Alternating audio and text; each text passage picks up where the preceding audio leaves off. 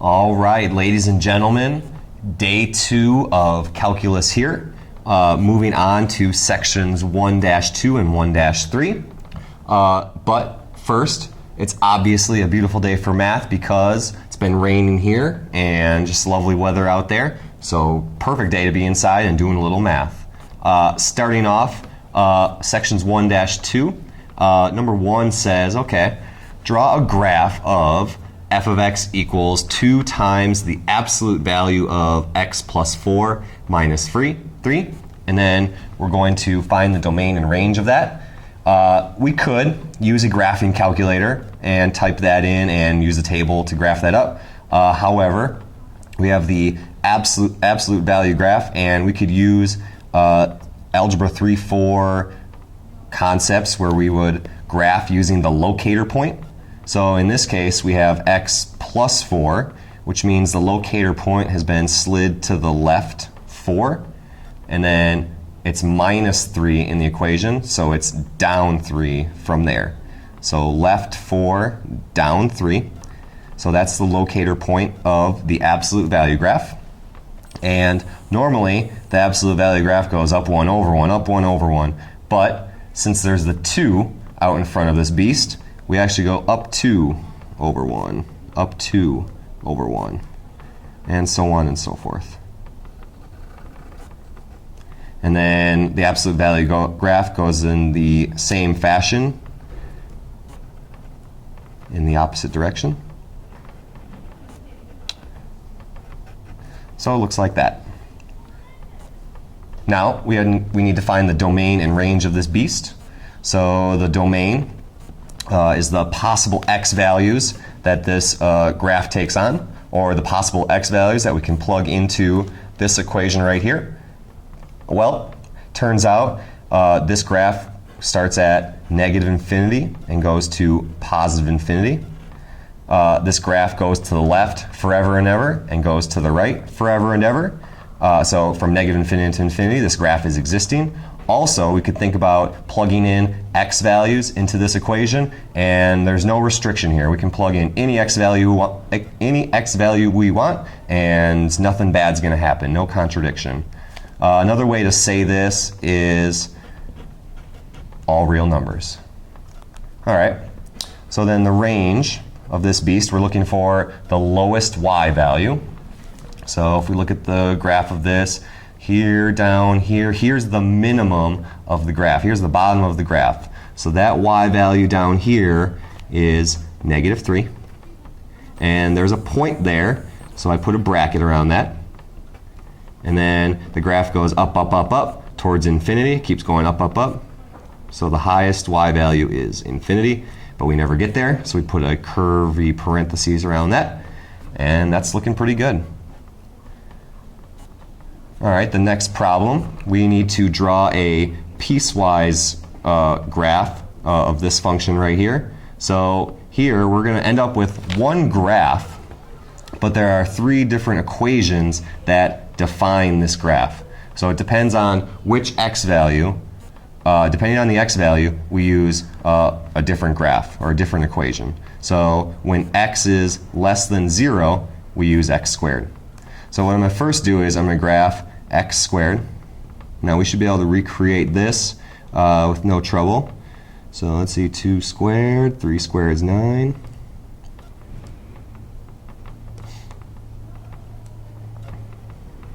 So here is the graph of x squared. However, we only use this graph when x is less than 0. So when x is less than 0, so that's back here in the negative x values, that's when this graph exists. Anything after that, we need to erase it because we're not using it. And important to notice that this is x is less than but not equal to 0. So I need to put a little clear dot here at 0 because we're not using that equation at 0. Now, from when x is bigger than 0 or x is less than or equal to 1, we use the x cubed graph. So I'm going to graph that. So there is a point there at 0, and then 1 cubed is 1, 2 cubed is 8. -1, -8. So we should be able to recreate that without using a graphing calculator. So there's that sweet x cubed graph, but we only use that when the x value is bigger or equal to 0 or less than or equal to 1. So only from 0 to 1. So anything before that I need to erase. And then anything after 1 I erase. So it's just this little mini segment right here. All right, then when x is bigger than 1, I use 2x minus 1. So I'm going to graph that line, so -1. And then I go up 2 over 1, up 2 over 1, up 2 over 1, up 2 over 1.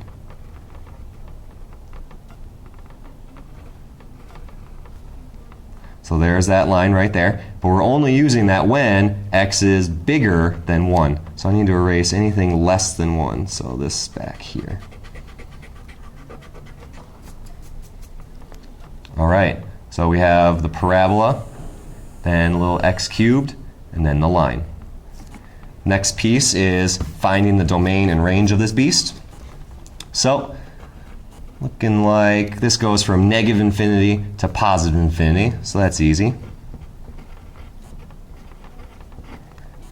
And then the range, looking for the lowest y value. Okay, there's the minimum there. So it looks like 0 and then to infinity. All right, moving on. So we're also going to look at some exponent rules in this section. So it says rewrite 1 over 27 to the x power to have a base of 3.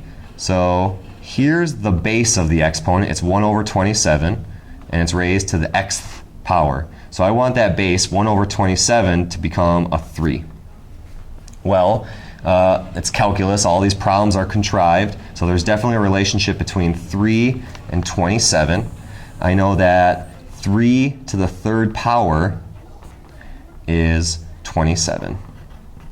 Make sure that's more clear. 3 to the third power is 27.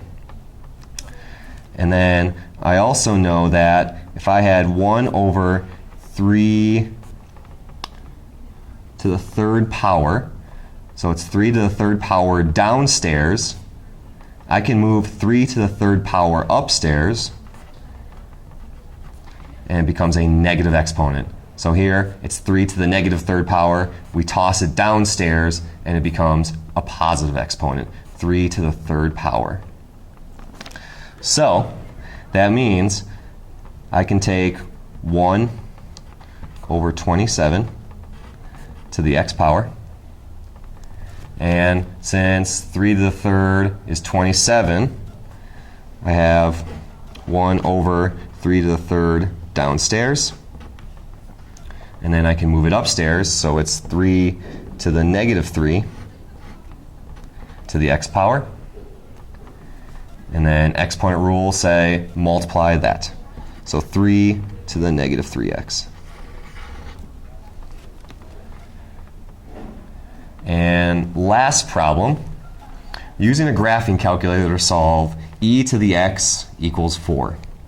So I just want to point out how to use our graphing calculator to solve certain equations. On this one we can solve using ln or log, but I want to show how we can use a graphing calculator in case you're in a pickle and need to solve an equation real quick and are allowed to use a calculator.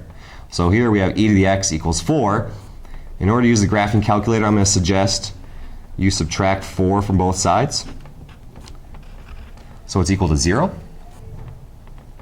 And then I'm going to graph this. I'm going to graph it using a graphing calculator, of course. Oh, it's in parametric mode. We'll talk about that next time. So put it back in function. All right, so I'm going to graph e to the x, close that parentheses, minus 4. And then we're going to graph it. So the graph of that looks like that. So the reason why I set it equal to 0 is because I'm looking for that point right there. I'm looking for the x-intercept when the y equals 0. When does this equation equal 0? When does the y value equal to 0? So I'm looking for the x-intercept. And the calculator has a sweet trick for finding the x-intercept. I go to second calc and then 0. And then there's a bug that shows up. So using the left and the right, I can slide the bug to the left and the right. So I keep the bug to the left of that x-intercept and press enter. And then move it to the right of the x-intercept, press enter twice. And that x-intercept is at x equals 1.386. And this is a good opportunity to point out that on the AP test, we're going for 3 decimal places. All right, ladies and gentlemen, you should have enough information here to solve these problems right here in your textbook. Enjoy.